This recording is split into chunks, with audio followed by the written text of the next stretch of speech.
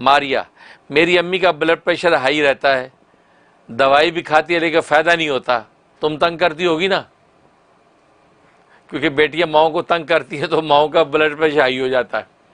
तो तुम जो है अम्मी को तंग ना किया करो, खुश रखा करो, और माओ को औलाद खुश रखे तो माओ को जो है कभी भी जो है ना वो ब्लड प्रेशर नहीं होता, बल्कि ब्लड प्रेशर नहीं होने के बजाय उनकी शुगर हाई होती है। फिर ये इतना मिठास भर जाता है, शुगर हाई हो जाती है।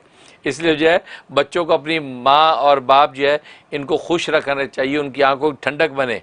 तो ब्लड प्रेशर हाई जो है लगता है कि तुम लोग सताते हो तभी होता होगा।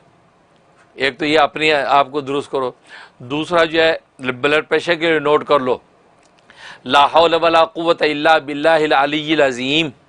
ये जो है ये ऐसा कलमा है कि नबी पाक सल्लल्लाहु अलैहि वसल्लम फरमाते हैं कि इसके जो ये अल्लाह के अर्श के नीचे छुपे हुए ख़जानों में से ख़जाना है। और फरमाया कि इसके जो है 99 फ़ायदे हैं। इसके सबसे कमतर फ़ायदा ये है, कम से अदना दर्जा का फ़ायदा ये है कि दिल का गम और डिप्रेशन ख़त्म हो जाता है। और सबसे बड़ा फ़ायदा ये है, फरमाया कि अल्लाह के अर्श के ख़जानों में से छुपा हुआ ख़जाना है।